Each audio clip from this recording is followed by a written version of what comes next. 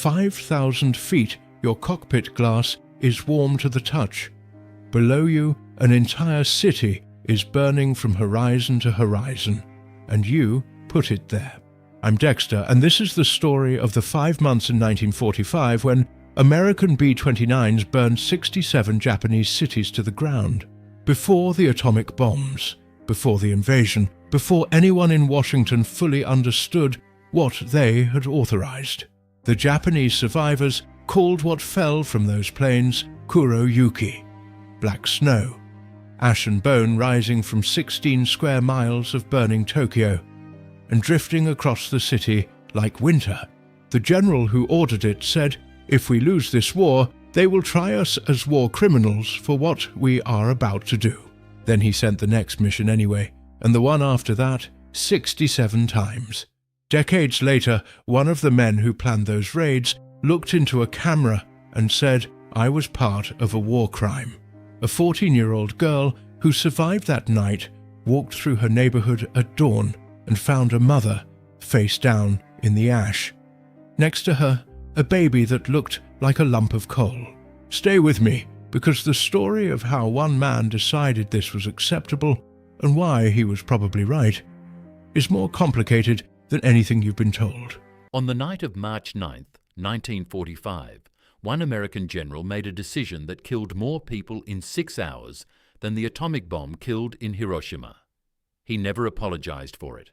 And years later, when asked about that night, he said, "We scorched and boiled and baked to death more people in Tokyo than went up in vapor at Hiroshima and Nagasaki combined."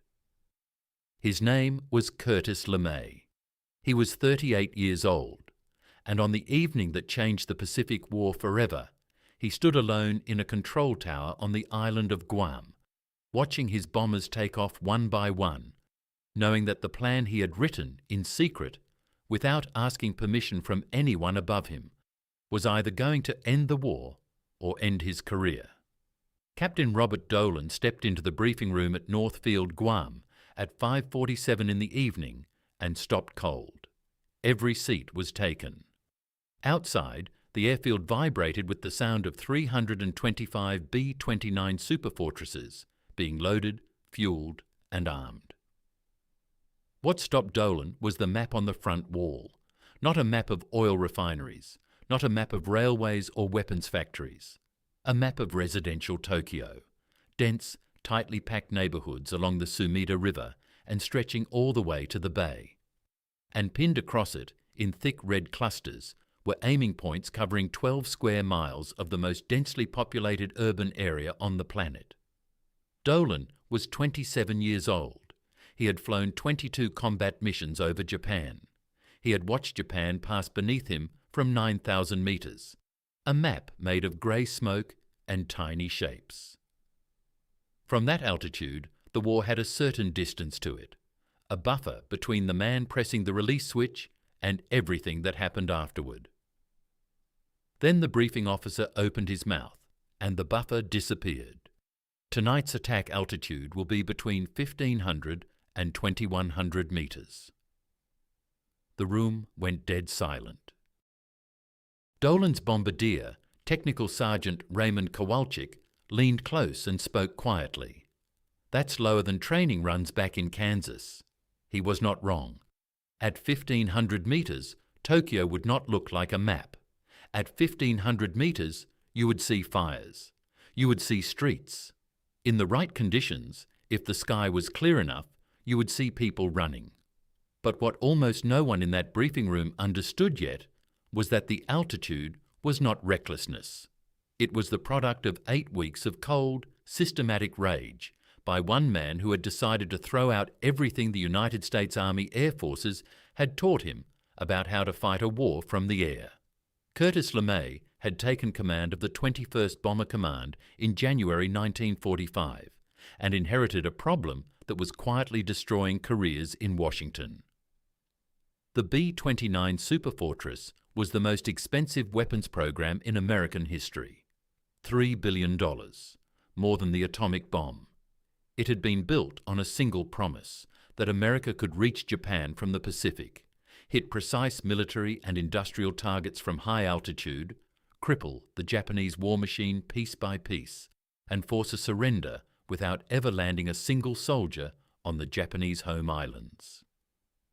That promise had been made to the American public, to Congress, and to the families of every man currently dying in the Pacific. And for 4 months, the B-29 had been failing to deliver it, quietly, expensively, and in ways that the reports reaching Washington deliberately understated. The problem was physics. At 9,000 meters over Japan, winter winds routinely reach 250 to 320 kilometers per hour, moving west to east. American meteorologists had known the jet stream existed. Nobody had fully calculated what it would do to precision bombing. A bomb released from 9,000 meters into a 250 kilometer per hour crosswind did not land where the bombardier aimed it. It drifted. Sometimes 400 meters, sometimes more. It fell into rice paddies and empty harbour water while the factory it was supposed to destroy sat untouched half a kilometre away. Mission after mission came back with reconnaissance photographs showing almost nothing. Craters in fields. Rooftops untouched. Japan's war production continued. Beyond the jet stream, cloud cover over Japan during winter averaged more than 8 days out of 10. Crews flew 14-hour round trips from the Marianas, fought through Japanese fighter interceptors and anti-aircraft fire at altitude, and then found their targets completely buried under overcast. They dropped blind through the clouds and hoped. The results were essentially nothing. The B-29 program, consuming hundreds of millions of dollars per month, and the lives of American crews who crashed or ditched in the Pacific on the long journey home, had produced almost zero measurable strategic effect on Japan's ability to make war. LeMay knew this. More importantly, he knew what it meant. The invasion plan, codenamed Operation Downfall, projected American casualties anywhere between 250,000 and 1 million men. If the B-29 could not deliver results before November 1945, those men would die on Japanese beaches.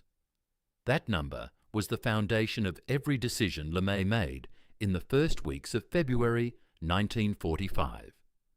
He spent 3 days alone with statistics and photographs.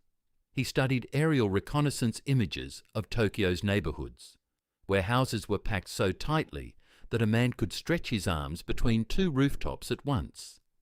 He studied reports on Japanese residential construction, almost entirely wood, paper, and bamboo. He studied the performance data of a weapon developed by chemists at Harvard University specifically for this purpose, a cluster bomb called the M69, filled with a gel called napalm. In tests on replica Japanese neighborhoods built in the Utah desert, the results were absolute. Nothing survived. LeMay's plan was not complicated. Remove the defensive gun positions from the B-29s to save weight and load more incendiaries. Send bombers in at night, individually, not in tight formation, at altitudes between 1,500 and 2,100 meters, below the jet stream, below the cloud cover, using radar to navigate. Concentrate 279 aircraft over the most densely packed residential districts of Tokyo and saturate them in a continuous 3-hour stream. Let the fires do the rest. He did not ask permission. He deliberately notified 20th Air Force Headquarters on March 8th, a day he knew his superior, General Hap Arnold, and Arnold's Chief of Staff would both be absent. LeMay later said he had done this to protect Arnold from blame if the mission failed. That was partially true. The other truth was simpler. He was not certain it would be approved. His own intelligence officers had predicted that 70% of the B-29s could be lost. LeMay put that estimate aside and decided the acceptable loss rate was closer to 5%, roughly 14 aircraft, roughly 140 men. He had already made his peace with that number before he gave the order. On March 6th, he gathered his wing commanders and told them the plan. One of them, Brigadier General Emmett O'Donnell, listened to the entire briefing and then said quietly that sending bombers in at 5,000 feet without guns was a suicide mission. LeMay looked at him and said he was sending them in anyway. Back in the briefing room, Dolan listened to the rest of the mission details. Each B-29 would carry roughly 6.5 tons of M69 cluster bombs. Each canister would open at 600 meters, scattering 38 individual napalm bomblets across an area 2,000 feet long by 300 feet wide. The Pathfinder aircraft would arrive first and mark the target zone with incendiaries dropped in an X pattern, a burning cross over the center of the Shitamachi district, one of the most densely populated places on Earth. The bombers following behind would use that burning X as their aiming point and build the fire outward from the center. The math behind it was straightforward. In a city built from wood, once a fire of sufficient size is established, the heat it generates becomes self-sustaining. The surrounding air superheats, rises violently, and pulls cold air inward from every direction at hurricane force. The fire does not spread outward. It expands inward, feeding itself, pulling everything toward its center. The firemen standing between it and the surrounding neighborhoods would not be fighting a fire. They would be standing in a wind tunnel. Dolan walked from the briefing room to his aircraft in the last light of the Pacific evening. His flight engineer, Staff Sergeant William Hardesty from Pittsburgh, met him at the nose gear. Hardesty held the bomb load manifest in one hand and said nothing for a moment. Then he looked at Dolan. Dolan said he knew. They ran the pre-flight checklist without further conversation.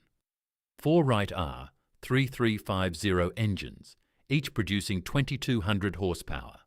Full fuel load for the 2,400-kilometre round trip. Radar navigation system operational. The gun positions were empty. The weight saved by removing the defensive weapons had been replaced with more incendiaries. Hardesty noted this in the log without comment. At 5:36 in the evening, the first B-29 lifted off from Northfield, then the next, one every 60 seconds, a chain of silver bombers climbing out over the Pacific and turning northwest toward Tokyo. Dolan lifted off at 7:03 p.m. and fell into the stream. Outside the cockpit glass, the ocean was black below and the stars were clear above. He flew for 4 hours in silence. Somewhere over the Pacific, past the halfway point, Kowalczyk called back from the bombardier's position and asked what Dolan thought was down there. Factories. That was the official mission description. The orders issued to every crew that evening stated that the purpose of the attack was to destroy the many small factories and workshops dispersed throughout the target area. That was what the paperwork said. What the map had shown in the briefing room was something else. Dolan did not answer the question. He checked his instruments, verified his heading, and continued north. Ahead of him, already approaching the coast of Honshu, the Pathfinders were 2 hours out from their drop time. Tokyo did not know they were coming. Japan's air defense radar had picked up scattered contacts moving north, but the contacts were too widely spaced, too low, and too many. The pattern did not match any previous B-29 raid. The duty officers watching the radar screens in the Tokyo Air Defense Coordination Center were confused enough that they delayed sounding the full alert for over an hour. By the time they did, the Pathfinders were already over the city. At midnight plus 7 minutes, the first M69 cluster bombs opened over the Shitamachi district. Within 14 minutes, the fire department's commander in central Tokyo radioed his headquarters and reported that his men could not stop what was happening. He used one word to describe it: hellfire. Dolan was still 90 minutes out. He could already see the glow on the horizon. 7 minutes past midnight, March 10th, 1945. The Pathfinder B-29s arrived over Tokyo first, before the main force, before the sirens had fully woken the city.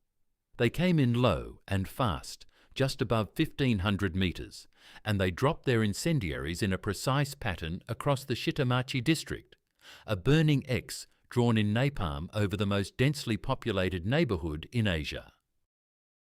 350,000 people lived within those 12 square miles. Their houses were wood, paper and bamboo, most of them packed so tightly that a man walking the alleys between them could touch rooftops on both sides with his outstretched arms. They had survived over 100 air raid warnings since November. Most of them had stopped going to shelters. This alarm sounded like the others. It was not like the others. Captain Robert Dolan crossed the Japanese coastline at 12 minutes past midnight and saw the target from 90 kilometres away. Not a glow, not a smudge of orange on the horizon. A column of fire so large that it lit the underside of the clouds 20 kilometres high. In his 4 years of flying, in 22 combat missions over Japan, he had seen city fires before, the scattered red points of burning buildings far below, the quiet columns of smoke rising from industrial districts. What he saw now was something from a different category entirely. The entire northeast quadrant of Tokyo was burning, and the fire was not burning outward. It was burning inward, feeding itself, pulling everything toward its centre. Dolan's bombardier, Kowalczyk, called forward from his position. He said nothing. He just held the intercom open for 3 seconds so Dolan could hear the sound from below. At 1,500 metres over a fire generating temperatures up to 1,000 degrees Celsius, the sound penetrated the aircraft's hull. It was not the sound of burning. It was the sound of wind, enormous quantities of air being sucked horizontally toward the fire's core from every direction simultaneously. A roar so deep and continuous it registered less as noise than as physical pressure against the airframe. The phenomenon had a name, a firestorm. It was not merely a large fire, it was a different order of event entirely, one that obeyed its own physics.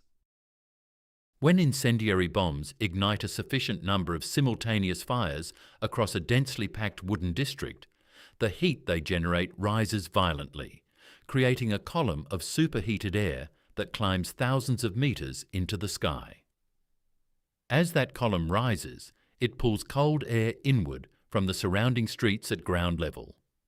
Wind speed at street level inside a firestorm can reach hurricane force, between 70 and 120 kilometers per hour, flowing toward the fire from every direction at once. You could not run away from it. Every direction was toward it. The narrow alleys of Shitamachi, built for foot traffic and handcarts, became wind tunnels moving horizontally into the flames. People who had evacuated their houses and were running through those alleys were running into the same wind that was feeding the fire that was chasing them. 14-year-old Shizuyo Takeuchi was in those streets. She remembered 2 things from that night above all others. The first was that the sky was completely red, not orange, not yellow, red, the colour of the inside of a furnace stretching from the horizon to directly overhead. The second was the sound, not the bombers, not the explosions, the wind. She later said it sounded like the world was being torn open. 24-year-old Yoshiko Hashimoto was at home in the Sumida district when the bombing started. Her husband was on military duty across the city. She was alone with her 13-month-old baby. She later testified that the sound of the falling M69 bomblets hitting the rooftops around her house sounded exactly like heavy rain, a soft, rapid pattering across the tiles. Then the house next door caught fire. Then the house on the other side. Then her own roof. She grabbed the baby, ran into the street and found the street filled with thousands of people all running in the same direction, none of them certain that direction was away from the fire, because the fire was everywhere. The Sumida River, which ran through the heart of Shitamachi, became the last resort for tens of thousands of people who had no other direction to run. They crowded onto the bridges and into the water. The river was not safe. It was not far enough from the fire. The radiant heat from a firestorm at its peak can ignite clothing and hair at distances of hundreds of meters from the actual flames, without any direct contact, purely from thermal radiation. People standing on bridges over the Sumida River, separated from the burning buildings by 100 metres of open water, had their clothing catch fire and their skin begin to burn from heat that was not touching them. Reiko Muto, a student nurse at a hospital near the river, would later describe treating burn victims who had been pulled from the water. She said they were brought in one after another, placed on the floor of the hospital gymnasium because every bed was full, all of them calling for water, all of them screaming from pain that no medication was adequate for. She described the sound of that room as something she heard every night for the rest of her life. Dolan began his bomb run at 12:47 in the morning. The turbulence hit him before he crossed the outer edge of the fire zone. Not the ordinary turbulence of altitude and weather, the gentle bumping that crews learn to ignore on long Pacific crossings. This was convective turbulence generated by a column of superheated air rising from 16 square miles of burning city at extreme velocity. Dolan's B-29 dropped 300 metres in under 4 seconds, then was thrown upward 600 metres by an updraft before he could correct. The altimeter spun. The aircraft shook hard enough that Hardesty was thrown against the ceiling of his station and came down with blood running from a split above his eye.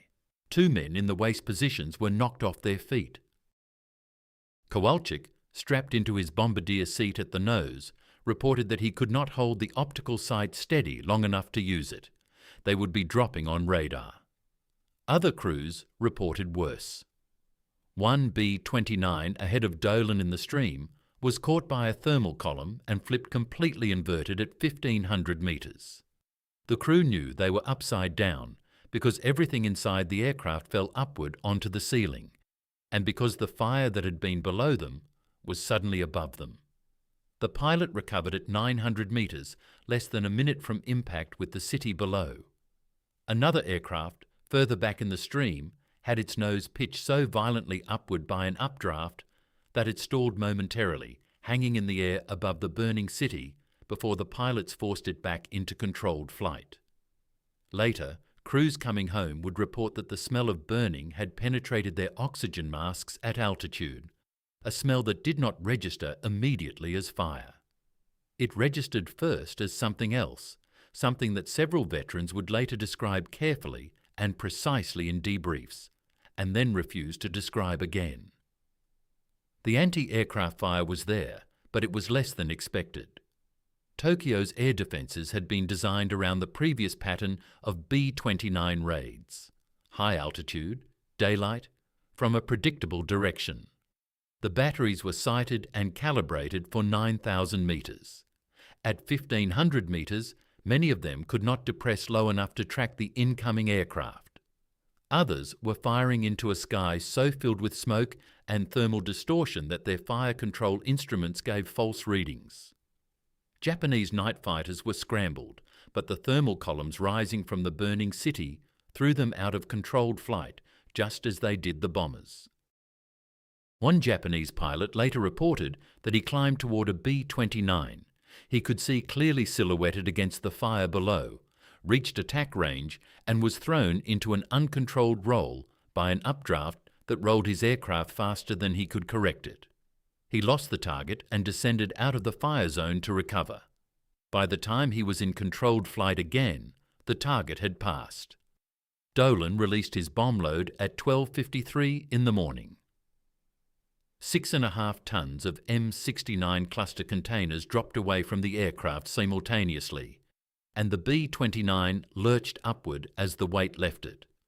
Below, each container would open at 600 metres, scattering 38 napalm bomblets across a burning X already 2 kilometres wide. The napalm in each bomblet was designed specifically for this. It was not ordinary fire. Ordinary fire could be smothered, starved of oxygen, beaten down with equipment. Napalm stuck to whatever it touched: wood, tile, clothing, skin, and continued to burn while adhering to the surface, generating temperatures that no organic material could survive. The firefighters who had been standing between the fire lines and the surrounding neighborhoods had abandoned their equipment 30 minutes earlier. The Tokyo Metropolitan Fire Department had formally reported to its headquarters at 12:20 that the situation was beyond control. Fire Chief Akira Tominaga, directing operations near the Honjo district, radioed that his units had to withdraw or be killed. 200 firefighters died that night. 96 fire engines were destroyed by the fire they were trying to fight. By 2 in the morning, the last waves of B-29s were arriving over a city that was no longer a collection of buildings. It was a single, coherent fire 16 square miles in area. The smoke column above it was visible from 200 kilometers away. Crews approaching from the south could see it before they crossed the coastline of Honshu. Inside the aircraft, as they crossed into the fire zone, the temperature inside the fuselage rose noticeably despite the cold outside air. Crew members in the waist positions could feel heat through the aluminum skin of the aircraft. Brigadier General Thomas Power, who commanded the mission from his own B-29 circling above the target, stayed over Tokyo for 90 minutes after his own bomb run. He wore a red crayon down to a stub marking blocks on a handheld map, noting where new fires were spreading. He radioed back to LeMay on Guam at approximately 2:15 in the morning with a situation assessment. The transmission lasted less than a minute. Power said the target was burning satisfactorily. On the ground in Shitamachi, there were no more streets. The alleys had become rivers of fire. The bridges over the Sumida River were choked with people who could no longer move in any direction. The foxholes dug near homes as government-mandated shelters offered no protection. People who climbed into them to escape the fire died from asphyxiation when the firestorm consumed the oxygen from the surrounding air. The heat in some areas reached 980 degrees Celsius. That is the temperature at which human bone begins to calcify. Shizuyo Takeuchi, the 14-year-old who survived the streets near the river, walked through the Shitamachi district at dawn. She described the first charred body she encountered clearly and precisely, 60 years later, in the same words she had always used. She said she first could not make out what it was. Then she looked more closely and realized it was a mother, face down. Next to her was a burned baby that looked like a lump of coal. Then she stopped speaking for a moment. Then she said, "When I saw that, I was terribly shocked." By the time the last B-29 turned south for the Mariana Islands, more than 100,000 people were dead. 1 million were homeless. 16 square miles of Tokyo had been reduced to ash and calcified bone. The raid had lasted 6 hours and 20 minutes from first bomb to last. LeMay received the results the following morning in his office on Guam. He studied the reconnaissance photographs, the damage assessment maps, the crew debriefs. Then he ordered his staff to begin planning the next mission. The next target was Nagoya, then Osaka, then Kobe, then 64 more cities after that. He later said that he believed the campaign would end the war before November, before the invasion, before the catastrophic ground battle that everyone in the Pacific Theatre was trying to avoid. He may have been right. He also said in the same breath something that did not appear in any official after-action report. He said, "If we lose the war, they will try us as war criminals for this." He was not asking anyone to disagree. He was stating a fact and choosing to proceed anyway. That was the decision.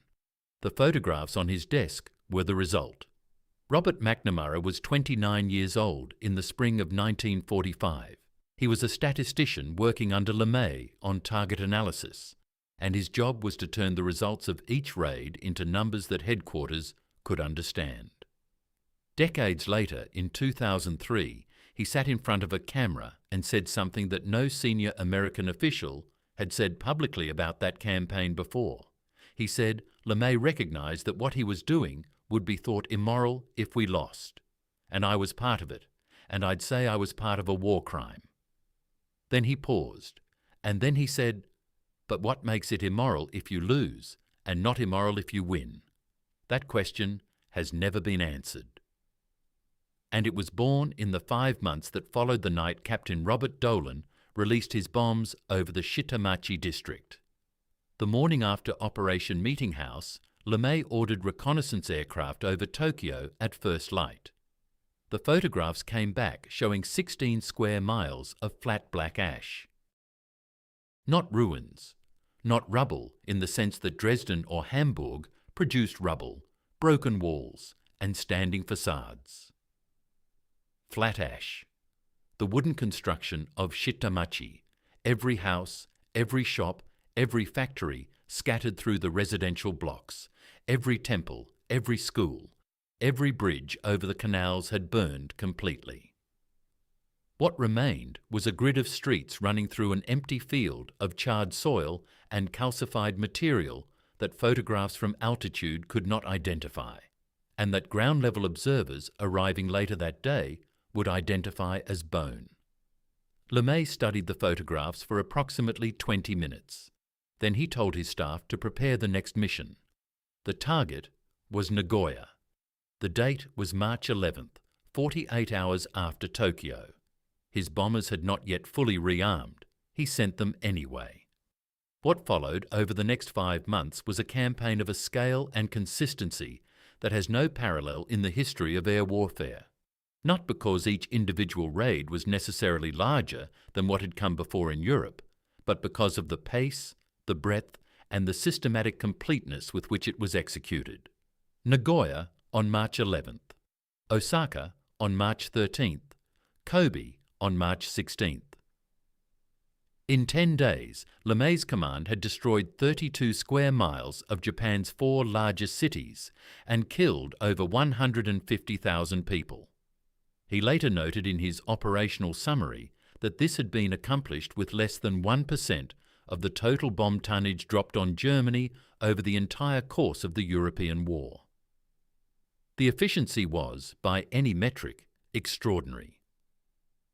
By April, Japan's military psychiatrists had a term for what they were observing in the population of bombed cities. They called it spiritual disintegration. Survivors who walked through areas that had been residential neighbourhoods before the raids and were now open ground described experiencing a specific kind of psychological paralysis. Not grief, not rage, but the inability to process what they were seeing. The neighbourhood was gone, not damaged, not partially destroyed, but gone in the way that a forest is gone after a fire so complete that not even the stumps remain. The reference points by which people had organised their entire lives, the street where they were born, the school they attended, the temple their family had visited for generations, were not damaged or inaccessible. They had ceased to exist as physical objects. There was nothing to return to. There was nowhere to go that was home, because home no longer existed as a place. 16-year-old Tsuchiya Masako had survived the March 10th raid by submerging herself in a water tank in her neighbourhood while the fire burned around her. She survived because the tank was concrete and the water absorbed enough heat to keep her alive for the 6 hours the fire took to pass over her position. When she climbed out at dawn, the district she had lived in for her entire life was a flat grey field extending to the horizon in every direction. The water tank she had survived in was the only vertical object remaining within 300 metres. She stood on the edge of it and looked and then sat back down inside it because she could not make herself step out onto what the ground had become. She later said she sat in the empty tank for 2 hours before she was able to move. She was not injured. She simply could not make herself walk across it. Haruyo Nihai was 8 years old during the March 10th raid. Her family ran a spice shop in the Honjo district. She and her family took shelter in an underground shelter near their home as the bombing began. The shelter filled with people. The fire burned above them. The oxygen in the shelter began to be consumed by the surrounding fire, and people began losing consciousness from asphyxiation. Nihei's father made the decision to get the family out before they suffocated. They emerged into a street that was burning on both sides. The wind from the firestorm was pulling them toward the center. Her father told her to run and not stop. She ran. When she finally stopped and looked back, her father was not behind her. She never found him. 60 years later, asked about that night, she said only that she had spent most of her life trying to understand a decision that took 3 seconds and took her father away permanently. She never arrived at an understanding. Tokyo was the first. It was not the last, and for millions of Japanese civilians living in cities that had not yet been hit, the 5 months between March and August 1945 were defined by a specific and well-founded terror. The raids came on a schedule that seemed almost administrative in its regularity. Nagoya, Osaka, Kobe, then smaller cities, then smaller still. LeMay's target list had been organized by population, working downward from the largest urban centers to cities of 30,000 people, that in any previous conception of strategic bombing would never have been considered military targets at all. By July, the list of cities with significant remaining structures was almost exhausted. LeMay's staff began identifying targets that were essentially towns. The statistics assembled by the United States Strategic Bombing Survey after Japan's surrender were precise and, read at the pace of a single sentence, almost impossible to absorb. 67 Japanese cities firebombed, 180 square miles of urban area destroyed, at least 300,000 civilians killed, 400,000 more injured, 8.5 million people left homeless, a number larger than the entire population of New York City in 1945. 40% of Japan's total urban area eliminated. In some cities, the figure was higher. 99% of Toyama, a city of 128,000 people, was destroyed in a single night by 173 B-29s. The fire department of Toyama had 4 engines. Japanese survivors did not call what fell from the B-29's fire. They called it kuro yuki, black snow. The ash and carbonized debris that rose from burning districts and drifted across the surrounding areas looked exactly like snow, falling from a dark sky. It settled on rooftops, on streets, on the clothes of people standing outside watching the distant glow of a city burning that they did not yet know was their own. It smelled of wood smoke and something else that took time to identify, and that most survivors, when pressed to describe it precisely, would eventually stop describing. The phrase appeared in accounts from Tokyo, from Osaka, from Nagoya, from Kobe. Kuro yuki. The same words, used by people who had never spoken to each other to describe the same thing falling from the same sky above different cities at different times. The language converged because the experience converged. Captain Robert Dolan landed at Northfield, Guam, at 6:41 in the morning of March 10th, approximately 2 hours after the last B-29 had cleared the target area. He taxied to his hardstand, shut down the 4 engines one by one, and sat in the pilot's seat for several minutes before getting out. The post-mission debrief lasted 40 minutes. He described the target area, the turbulence, the anti-aircraft fire, which had been less intense than expected, the condition of his aircraft, which was undamaged. He answered every question the intelligence officer asked. Then he went to the mess hall, ate breakfast, and went to his bunk. Hardesty, his flight engineer, later said that Dolan did not speak about the mission that day, or in the days that followed, except in the context of operational requirements. He flew the Nagoya mission 2 days later. He flew Osaka. He flew Kobe. He flew 23 more missions over Japan before the war ended. Years later, a reporter from the New York Times who was working on a piece about the veterans of the firebombing campaign tracked down several crew members from the 21st Bomber Command and asked them about what they had felt in the months following those raids. Most declined to speak on the record. One man, who asked not to be identified, said this: "We knew what we were doing. We were not confused about it. The question of whether it was right, that came later in the years when you had time to think. And thinking about it does not make it cleaner. It makes it more complicated." Another man said simply, "We hated what we were doing, but we did it, because the alternative was worse. We believed that then. I still believe it. But hating what you're doing while you do it is not a small thing." LeMay himself never expressed regret, publicly or privately, in any documented account. He continued to argue for the rest of his life that the firebombing campaign had saved lives on both sides by forcing a surrender before the invasion. He may have been right.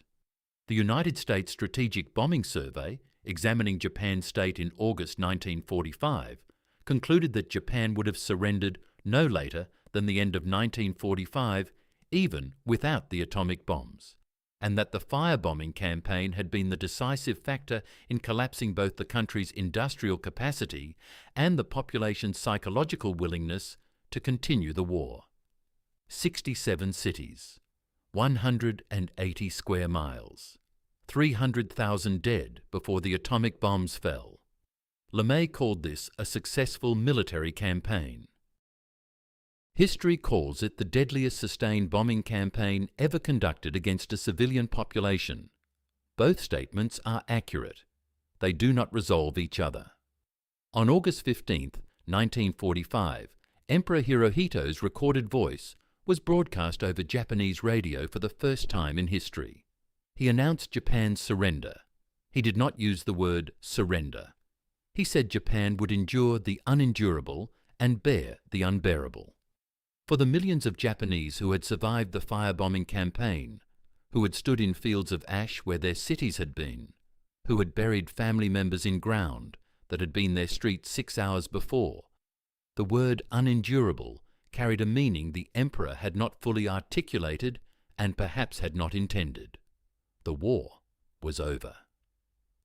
The kuro yuki had stopped falling. The B-29s would not come again. But the ash was already in the ground, already in the lungs of 8.5 million people who had no home to return to, already in the memory of everyone who had stood in the wind that night and understood, before the fire reached them, that the wind was coming from every direction at once and there was nowhere left to run. Dolan was over the Pacific, heading back to the United States, when the announcement was made. He heard it over the aircraft radio in the indistinct burst of Japanese that none of the crew could understand, and then in the English translation that followed. The engines kept running. The ocean was the same below. He set his heading for home and did not change course.